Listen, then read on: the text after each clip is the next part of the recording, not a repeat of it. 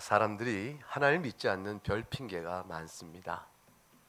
그리고 예수님을 믿지 않는 이유들도 이것저것 들이댑니다. 그리고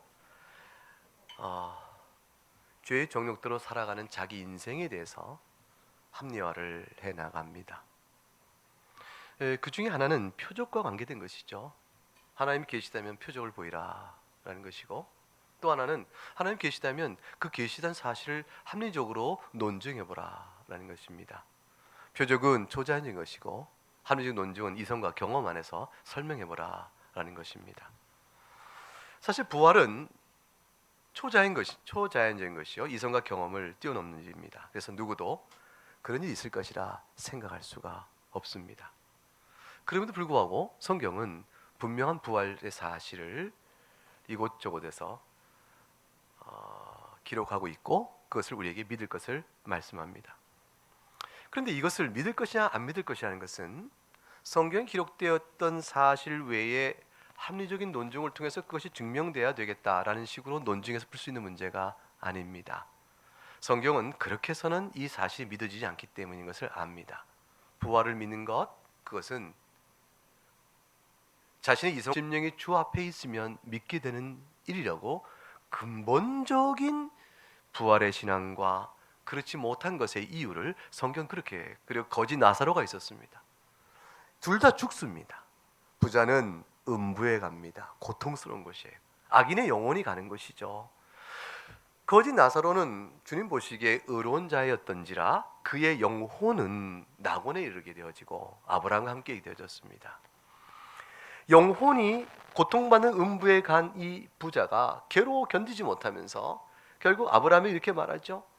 저 나사로를 우리 형제에게 보내서 그들도 나와 같이 이와 같은 곳에 오지 않도록 좀 해주소서라고 부탁의 말을 합니다.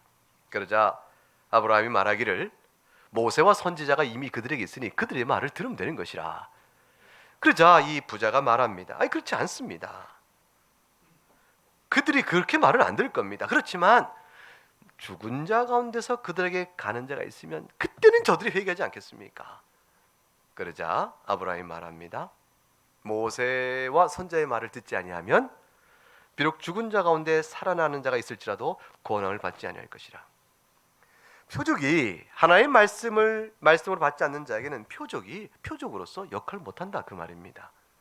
초자연적 어떤 사건이 그를 믿게끔 만드는 것 같으나 실제 믿는 것은 하나님 말씀 앞에 서 있는 그들의 심령의 역사한 은혜로 되어지는 것이지, 말씀으로 받지 못하면 어떤 표적도 소용이 없는 것이고, 그것도 불신앙이 이유로 삼게 되는 일을 말씀해주고 있는 것이죠. 주님께서 누가복음 16장에 이렇게 말씀하신 것 외에 사실 요한복음 11장에 가게 되면 또 다른 나사로 얘기가 나옵니다. 예수님께서 나사로를 살리신 거예요. 마리아의 오라비였던 나사로가 죽었습니다.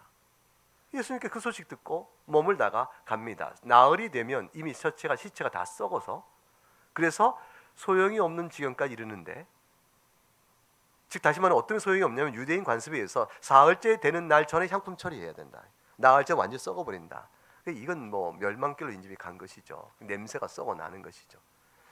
주님이 그때쯤에 찾아가셔서 나사로를 부활시키십니다. 이 소문이 결국 그 마을에 퍼지게 되고 점점 퍼지게 되어지겠죠. 그런 일이 벌어질 때에 이 소식이 누구한테 들어갑니까? 바리새인과 대제사장도 들어가게 되는 겁니다. 그들 소식을 들었습니다. 그러면 그들이 어떻게 해야 되겠습니까? 공회를 모읍니다. 다 모이라. 아니, 예수가 뭐라? 나사로가 죽었는데 사흘 만에 다시 그를 부활시켰다고? 아니, 이 일을 어쩌면 좋은가? 사람들이 이걸 자꾸 믿고 자꾸 퍼져가는데 어떻게 하면 좋겠는가? 그러면 두 가지 중에 하나의 선택을 해야 되죠. 이것이 사실인가 아닌가를 확인하는 일을 해야 될 것입니다. 거짓이면 거짓을 전파한 자들을 체포해서 거짓을 말하지 못하도록 다스릴 것이요, 사실이면 도대체 예수님이 누구길래 죽은 자를 살리시는가 하여 그가 하나님부터 온 자요, 그가 과연 메시아임을 믿고 그들이 모든 예수를 향한 대적했던 마음을 다 회개하고 변화되어야 될 것입니다. 근데 그들은 그 변화를 원치 않았던 것이죠. 결국 그들은 한 가지만 생각합니다. 이런 소문이 퍼지면, 소문을 간주합니다. 예수 그리스도께서 나사렛을 살리신 일에 사실성 여부에 관계없이 이 일이 퍼지면 시끄러워지면 로마가 우리를 이 지금의 상태로 놔두지 않을 것이다. 지금은 그래도 빌라도의 총독의 관할 하에 어느 정도 자율권을 누리고 있는데 이것마저 빼앗기게 되지 않겠는가. 그러니 저자를 죽임으로 인해서 다시는 부활이니 뭐니 있다 이 소리가 나와 민족과 나라를 소유케 하는 일이 없어야 되겠다라는 쪽을 선택해 갑니다. 그래서 요한복음 11장 53절에 나사로 살리신 다음에 일의 결국이 어떻게 되냐면 이날부터 저들이 어떻게 언제 예수를 죽일까 모의하더라. 그걸 끝납니다. 부활의 표적은 어떻게 하면 예수를 죽일까로 끝나고 말았습니다. 예수님이 부활한 그때도 예수님 자신께서 부활한 때도 동일한 일이 반복해서 벌어진 것입니다. 오늘 11절 본문에 보게 되면 경비 중 몇 사람이 대제사장에게 가서 보고를 합니다. 무엇을 보고했겠어요? 당연하죠. 그 앞절에 28장 1절부터 10절에 있었던 자기 보고 느낀 것. 갑자기 하늘에 빛이 나고 흰 옷을 입은 천사가 내려와서 자기가 겪었던 일이 너무나 놀라워서 혼비백산하고 기절하는 것이죠. 그럴 정도죠. 충격이 너무너무 어마어마하게 컸을 겁니다. 그리고 땅이 흔들렸습니다. 그리고 무덤의 돌문이 두루루루 굴러 열어진 겁니다. 그리고 그 무덤에 예수의 시신이 없다는 사실을 그들도 아는 것이죠. 이 모든 정황을 어떻게 돼요? 대제사장이 찾아가 그대로 말해야 되지 않겠어요? 내가 겪었는데 보소서 예수의 시신이 없어졌습니다. 이 천사가 내려와서 이렇게 되었습니다. 자초지종을 다 보고할 때 여러분이 그 보고를 받는 대제사장의 장로들이라면 어떻게 대응을 하시겠습니까? 오늘 12절을 보니까 그들이 장로들과 함께 모여 의논하였다. 당연히 의논을 할 것입니다. 의논의 내용이 무엇일까요? 어떻게 의논을 해야 되겠습니까? 아주 쉬운 의논입니다. 그게 정말인가? 그걸 물어야 될 것이죠. 경비된 군사가 오게 되면 아니 그게 무슨 말인가? 자네가 지금 하는 말이 정말인가? 이거를 물어야 마땅한 것이죠. 거짓이면 거짓이길 바란다 할지라도 그것이 거짓이면 헛된 소리 하지 마라 하고 군사를 다스려야 될 것이요. 그것이 말 진실이면 아니 무덤이 비었단 말이야? 어떻게 그런 일이 있을 수 있겠는가? 라고 빈 무덤에 대한 설명을 찾아 나서야 되는 것이죠. 어떻게 해서 그런 일이 벌어졌던 것인가? 라고 설명을 찾아 나서야 하는 것입니다. 가장 합당한 설명이 무엇이었을까요? 빈 무덤. 그것을 묻고 찾아가는 그 일을 해 나가야 할 텐데 저들은 참 이상해요. 군사들의 보고가 거짓일 수 없다는 생각을 합니다. 그러나 빈 무덤에 참된 이유를 찾으러 나가지는 않습니다. 이미 결정된 한 가지 사실이 그들의 생각과 마음과 행동을 이미 이끌어가고 있는 것입니다. 이들이 군사들의 보고를 진실한 것으로 받았다는 근거는 어디냐면 12절에 나옵니다. 12절을 한번 읽어볼까요? 그들이 장로들과 함께 모여 의논하고 그 다음에 군인들에게 돈을 많이 주며 거짓 보고였다면 돈을 줬겠어요? 안 줬겠어요? 주지 않죠. 그러니까 이것이 이들의 보고가 진실된 것임을 알았기 때문에 돈을 준 겁니다. 그런데 돈을 준 이유는 이것은 부인할 수 없는 사실인데 그런데 왜 돈을 주겠어요? 진실대로 받으면 그만이지. 진실을 진실대로 받으면 되는데 그거를 돈을 줬다는 것은 다른 목적이 있었음을 의미하죠. 그 목적은 뭐냐면 진실을 가리기 위한 것이었습니다. 그것이 13절입니다. 13절 말씀을 읽어볼까요? 이르되 너희는 말하기를 그의 제자들이 밤에 와서 우리가 잘 때에 그를 도둑질하여 갔다 하라. 그들은 군사들의 보고가 참일 것이라고 판단을 했습니다. 큰 돌이 무덤에 잘 박혔다는 것도 알고 그 예수의 제자들이 시신을 훔쳐가 부활했다라고 거짓 소문을 낼 걸 미리 염두에 두어서 병사들을 보내어 단단히 방비를 했기 때문에 결코 이것이 빈 무덤이 일어나는 일들이 예사롭게 있을 수 있는 일이 아닌 것을 그들은 확신합니다. 다시 말하면 첫째, 분명한 것은 이들이 거짓 보고하지는 않을 것이라. 거짓을 말할 이유가 사실 없지요. 이들은 예수의 제자도 아니고 그 병사들이 예수의 제자이었으면 병사가 경비하던 기회를 타서 훔쳐서 헛되하겠지만 이들이 예수의 제자도 아니고 그 다음에 그 시신을 훔쳐갔다고 말하면 당연히 문책이 들어올 텐데 그 문책을 자신들이 감수할 이유도 없고 따라서 이들이 거짓 보고를 할 아무런 이유가 없습니다. 그러면 딱 한 가지 이유밖에 없는 것이죠. 사실 무덤이 빈 것이 확실하다. 그러면 무덤이 비었다는 사실을 설명할 수 있는 가장 합리적인 이유가 무엇이고 증거는 무엇인가? 그것이 남은 숙제입니다. 그것을 이들은 모여서 의논해야 되는 것이에요. 보라, 경비들의 얘기가 진실이겠네요. 그 빈 무덤 맞겠다. 그거는 거짓은 아니겠다. 그럼 왜 비었을까? 허허, 그러게 말일세. 왜 비었을까? 정말로 어떤 사람이 얘기하겠죠. 예수가 부활했나? 이 사람아, 그런 얘기하지 말게나. 그 예수가 부활은 무슨 부활? 그들은 설왕설래했을 것이에요. 그들이 결정 내린 것은 이거는 어찌된 영문인지 모르겠으나 한 가지는 예수의 제자들이 시체를 훔쳐갔다고 말하는 것이 좋겠네. 그래 그들이 그렇게 결정 내리고 매수하여 거짓을 말하도록 하기로 한 것입니다. 양심에 거리낌이 없었을까요? 왜냐하면 그들이 정말로 예수의 제자들이 시체를 훔쳐가지 않았다는 사실을 확인할 수 있을 텐데, 왜냐하면 경비들 물어보면 금방 이해할 수 있거든요. 경비들의 모든 증언 예수의 제자들 시신을 훔쳐갈 틈이 없었습니다. 그때 이것은 불가능한 일인데, 있을 수 없는 일인데, 개연성이 없는 일이죠. 안 되는 일이죠. 그런데 그 일로 만들어 옵니다. 그 일로 만들기 위해서 돈을 좀 매수한 것이잖아요. 악한 일이요 거짓을 꾸미는 일에 저들은 주저함이 없었습니다.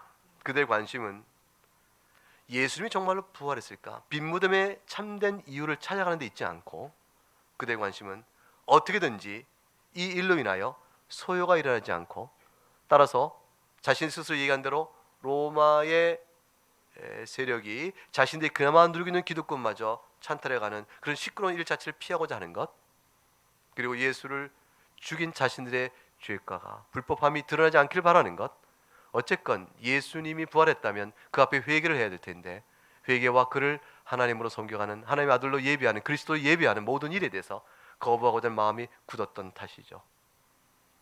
그들은 그래서 빈 무덤에 대한 이유를 진실하게 찾는 일을 거부합니다. 요한복음 11장 48절에 우리가 아까 읽었던 나사로를 살렸다는 사실 앞에서 저자가 나사로를 살린 일을 그냥 그대로 두면 모든 사람이 그를 믿을 것이요 로마인들이 와서 우리 땅과 민족을 빼앗아 갈 것이 아니냐라고 말했던 그 염려 그대로, 세상을 바라보는 염려 하나로 그들은 하나님이 보이신 모든 영적 사건을 부인해버립니다. 표적으로 보지 못하는 것이에요. 표적은 영적 관심과 눈이 있는 자에게 보이는 것이에요. 같은 이적이라 할지라도 만나를 먹었으나 먹고 배부르고 나는 자들이 있는 것이요, 그 만나를 통하여 그리스도의 오심을 보는 자들이 있는 것이죠. 내가 주는 떡은 너희를 살리는 떡이라, 생명의 떡이요 하늘의 말씀으로 사는 것을 아는 자들이 있는 반면에 같은 이적인데 표적적인 효과가 전혀 없는 자들이 있는 것이죠. 사실은 오늘날 하나님이 창조 질서에 이 자연질서 움직이는 것도 믿는 사람에게는 전부 다 기적이에요. 살아계신 하나님의 증거죠. 세상의 모든 일들이, 우리가 사는 인생 중에 벌어진 일도 믿음의 안목에서 보게 되면 하나님 살아계신 손길들입니다. 믿는 사람 따라서 하나님의 섭리에 대한 이해를 좀 더 깊이 가져갑니다. 자신의 죄를 다스려 가시는 하나님의 인도하심, 나의 순종과 하나님 앞에 살아가는 복된 영적 생명력을 기뻐하시는 하나님, 은혜를 부어주심, 때로는 먹고 사는 문제조차도 그 은혜 여기시는 하나님, 이 모든 것들에 대해서 하나님의 손길을 느낍니다. 배워갑니다. 그 안목을 열어갑니다. 그래서 살아갈 앞날에 대한 두려움도 주 앞에 내려놓게 되고, 염려도 주 앞에 내려놓고, 평안할 때 지극히 겸손하며 주 앞에 기도하며 생활할 수 있게 되어집니다. 기도하니 범사의 하나님의 손길에 대한 안목도 두더지가 더듬지만 그 조금씩 이렇게 희미하게나마 부어가는 그런 일들의 고백이 있게 되어지죠. 믿지 않는 사람은 전혀 보이지 않는 겁니다. 믿음의 안목이 없으면 표적의 의미가 없습니다. 대제사장들과 장로들은 그리하여 도둑질을 당한 것으로 풀이하도록 꾸미게 되어집니다.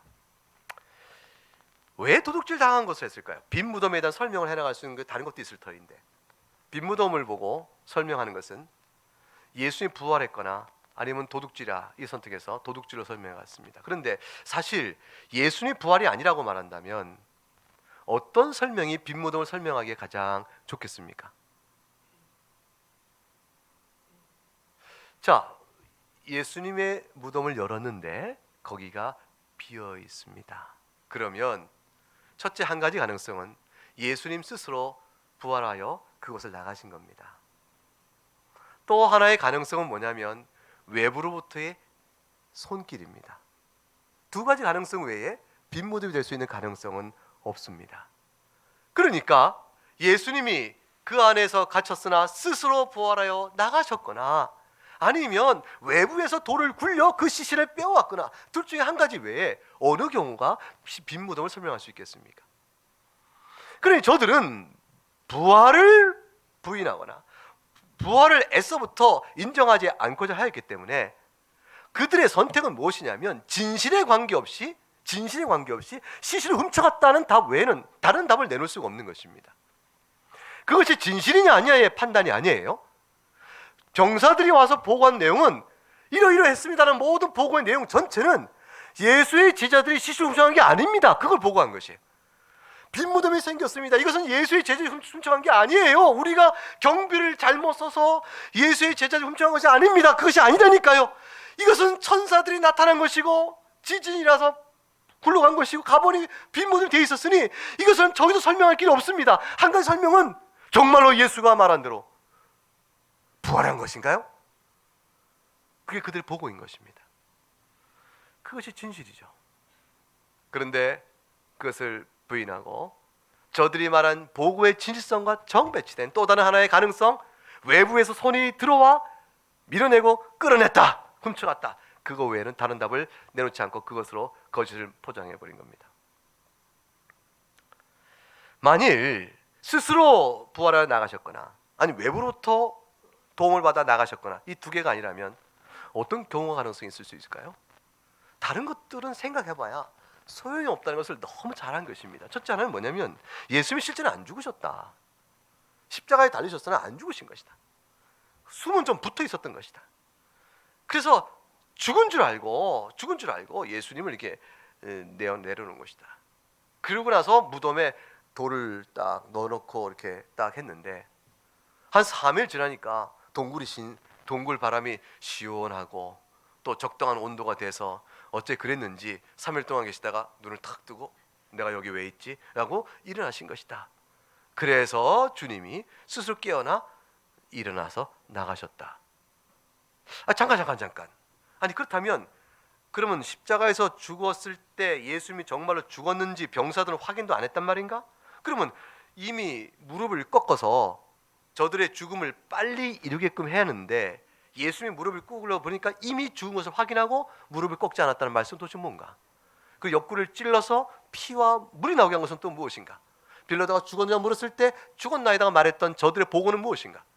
그러면 죽지도 않은 숨이 붙어있는 예수를 끌어내서 무덤에 넣었단 말인가? 그것도 이상하지 않은가? 당장 반문이 나오는 어리석은 설명이죠. 그럼 좋습니다. 당신 말대로 숨은 거의 조금 붙어있는데 아니 심장이 멎었다가 다시 뛸 수도 있으니까 동굴의 차가운 기운에 심장이 마사지가 돼서 갑자기 깼다라고 봅시다. 죽었으나 심장이 다시 박동했다고 봅시다. 근데 어떻게 나왔지? 그렇게 십자가에 처참하게 찢어진 육신을 가지고 3일 동안 누웠다가 심장이 다시 뛰어서 어느 날 갑자기 눈을 뜨고 일었다 할지라도 어떻게 일어났으며 어떻게 거길 밀고 나왔을까? 그것도 신기하죠. 설명이 안 되는 겁니다. 그래서 그 설명 포기합니다. 다른 설명은 뭐냐면 애초에 무덤에 장사 지내지 않았다. 그건 원래부터 비어 있었다. 그게 한 가지 답이에요. 아니 원래부터 비어 있었어. 그래서 빈 거예요. 그 어디 간 예수님 시신 어디 갔는데? 글쎄 그게 나도 숙제라고. 아마도 십자가에서 내렸을 때, 그래서 장사 지내고 가는 동안에 제자들이 싹 나타나서 시신을 싹 빼돌리고 다른 빈관을 보냈을 것이다. 오, 그렇다고만. 그럼 중간에 잃어버렸더니, 근데 그 이상한 설명이 있어요. 왜? 아니, 그 무덤에서 향품 처리했잖은가. 그 무덤에서 시신을 놓고 향품 처리하고 세마포 옷으로 다 감아준 건 뭔가? 그 시체는 뭔가? 시체가 바뀐 거야. 그런가? 그럴 수도 있겠네. 그게 설명이 됩니까? 좋아. 시체가 바뀌었다고 합시다. 그런데 바뀌어진 시체는 어디 갔는가? 그러면 어쨌건 있어야 될 거 아닌가? 왜 무덤에 비어있지? 그 바뀌어진 시체가 일어나 걸어나갔는가? 아니면 그 바뀌어진 시체를 예수님의 제자들이 훔쳐갔는가? 아니면 바뀌어진 시체를 군 병사들이 밀어내놓고 다시 빼돌렸단 말인가? 도대체 바뀌어진 시체는 어디 있는가? 빈 관도 설명이 안 되는 것이요, 바뀌어진 시체 설명이 안 되는 것이에요. 어떤 설명도 안 됩니다. 결국에 남는 건 두 가지인데, 하나는 빈 무덤은 부활하셨거나 아니면 외부에서 침입자가 와서 경비들을 몰래 모르게 돌을 밀어내고 시신을 빼돌린 겁니다. 그리고 예수가 부활했다고 말하는 겁니다. 근데 예수님의 제자들이 시신을 훔쳐갔다는 것이, 그것도 생각해보면 합리적 판단이 안 됩니다. 왜냐하면 거반 죽어 이제 숨이, 죽은 예수를 그러다가 부활했다고 선전해가며 자신들의 목숨을 버리며 예수의 제자로 살아가기를 원하겠는가? 그 제자들의 태도가 이해가 안 가는 것이에요. 여러분은 그러게 하시겠습니까? 죽은 예수를 위하여 십자가 못 박혀서 다 도망갔던 제자들이 이제 무덤까지 찾아가서 시신을 빼돌리고 이제 부활했다! 이렇게 소리 지를 만한 그런 변화들과 예수를 향한 충성된 믿음의 제자로 나올 수 있겠어요? 이 자체 변화가 설명이 안 됩니다. 불합리한 겁니다. 결국 어떤 합리적 판단도 이것들을 다 아니요가 됩니다. 남는 건 하나예요. 정말로 제자들이 훔쳐간 것입니다. 근데 훔쳐간 그것도 지금 말하는 아니요가 되어줍니다. 남는 것은 부활뿐입니다. 다시 말하면 오늘 본문에 있는 이 사건의 전체 개요는, 성경은 예수님이 부활했다는 사실을 그저 믿으라 하는 것이 아니요, 이 부활했던 분명한 진실한 역사 사건을 놓고 너희들은 이 증언을 사실대로 받을 것이요, 목격자의 증언과 증언을 진실이 받을 것이라. 그리고 그 증언이 의심스럽거든 합리적 판단을 통하여 과연 이것이 그렇게 되지 않았을까 되었을까 생각하라, 그거예요. 이 질문은 대제사장과 장로들에게 주어진 것입니다. 예수의 시신이 없었습니다는 경비했던 군사들의 보고를 받은 대제사장과 장로에게 하나님이 지금 물으신 거예요. 너희들의 판단은 이 증언을 받을까 받지 않을까? 너희가 하나님을 믿는 신앙적 양심으로 판단하라 묻는 것이죠. 합리적 판단을 요구한 겁니다. 합리적 판단은 예수의 부활로 이끌어져 나와야 하는 것이죠. 사람들은 목격의 증언을 믿지 않고 자신의 이성과 경험에 두르지 않으면 믿지 않습니다. 그러나 목격을 못했던 목격한 자들의 많은 정황들을 설명해 나갑니다. 그 정황들에 대한 합리적 판단도 따르지 않습니다. 재판을 하면, 법정 재판을 하게 되면 과거의 사실이니까 과거의 사실을 다시 어떤 증거들을 모아서 그 과거의 사실의 실체를 찾아갑니다. 그리고 사실이 이러함으로 당신의 말은 받을 수가 없고 당신의 말은 받을 수가 있어 라고 증인들의 모든 내용과 증거를 조합하여 실체적인 사실을 가장 정확하게 밝힌 다음 거기에 따라서 죄 유무, 거짓과 진실을 가려내는 일들을 하고자 하는 것이 재판입니다. 성경은 우리에게 웅변적으로 얘기하는 것입니다. 예수 그리스도는 부활했다. 재판하라. 판단하라. 오늘의 모든 사건은 11절부터 15절은 강력하게 말하는 것입니다. 예수 그리스도의 부활 외에 다른 설명을 내놓으라. 다른 설명은 불가능합니다. 이들의 제안에 대해서 군인들은 어떻게 반응을 했습니까? 돈을 주겠다. 그게 거짓을 말하라. 어떻게 반응합니까? 이들이 우리가 당신들이 돈을 주고 이건 우리가 목격한 사실과 달리 말하라고 말하는데 양심에 거리낍니다. 그래도 돈은 구미가 땡깁니다. 그런데 이 돈이 구미가 땡겨서 이걸 냅둑 받았다가 빌라도 총독에게 우리가 추궁받고 경비의 불성실로 인해서 이 굴령으로 어려움 당하면 그건 싫습니다. 그러니 내가 이것 때문에 못하겠어라는 마음의 갈등 상황을 이미 대상 바라다 보고 얘기를 한 것이죠. 14절. 만일 이 말이 총독에게 들리면 우리가 권하여 너희를 근심하지 않게 하리라. 악한 자의 꾀가 아주 지혜롭게 돌아갔습니다. 그리고 근심하지 않게 해줄 것이라고 말했습니다. 빌라도를 또 속이는 것이죠. 결국 대제사장이란 자가, 장로란 자가 이들이 악한 판단의 결정을 미리 내어놓고 사태를 만들어 가려니 모든 증거를 왜곡하기 시작하는 것이고 증언을 뒤틀리게 하는 것입니다. 그거가 수많은 거짓에 거짓을 낳게 되는 것이죠. 그리고 스스로 모세의 율법 앞에 의로운 자라 자기를 쓰게 되는 겁니다. 이게 죄의 결과입니다. 예수님을 모세의 계명을 폐하는 자요, 율법을 폐하는 자요, 성전을 허물고 다치지는 모독하는 자요, 따라서 하나님을 모독하는 자라, 그 제목으로 예수를 죽이어야겠다라고 했던 자들이 예수님 부활 사건 앞에서 모세 율법을 거슬리고 폐하는 거짓 증언자여 맹세자로 서서 예수님의 부활을 부인한 자로 서게 된 겁니다. 병사들이 결국 돈에 영혼을 팔아버리죠.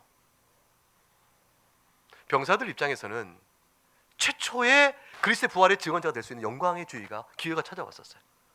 대제사장에게 찾아와서 제사장이여 보소서, 우리는 예수를 경배하으나 그는 부활하였습니다. 이 증언했을 때에 이 경비가 만약 그랬다면 이 군사 경비한 자의 이름이 아마도 우리 성경에 기록되지 않았을까요? 아마도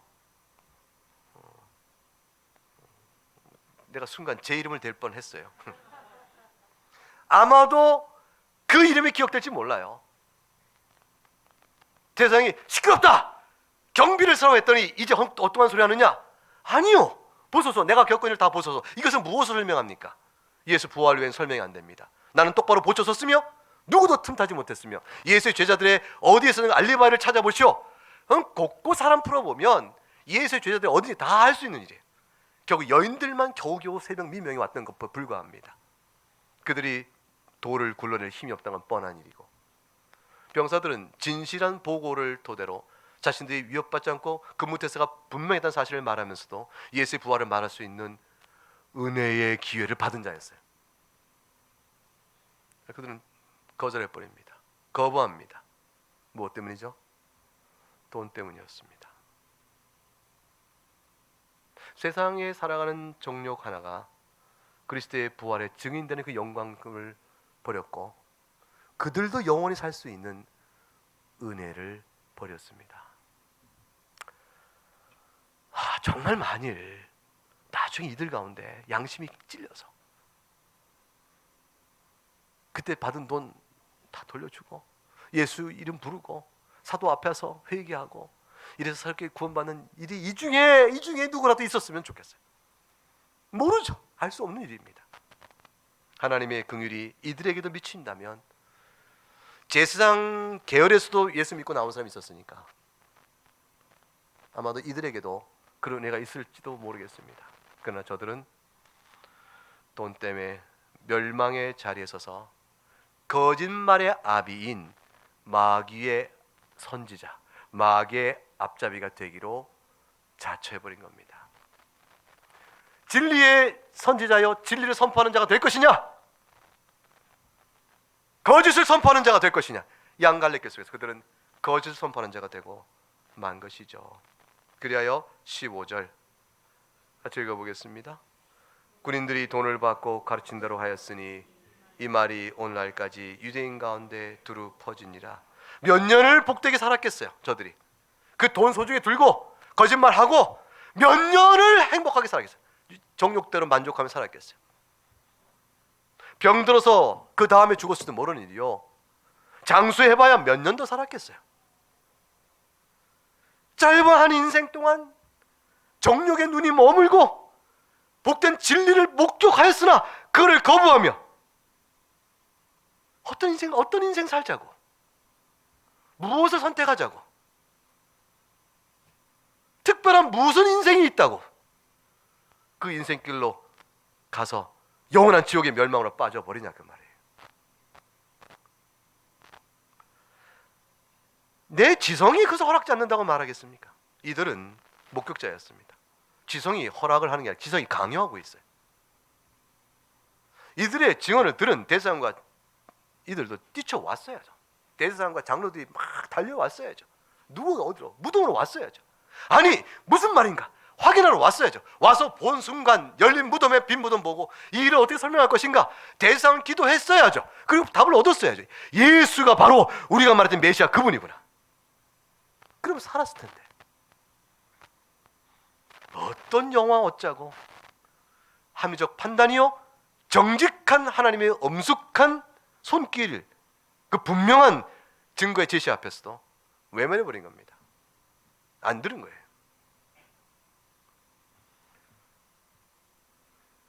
죄 때문입니다. 마음이 부패해 있어서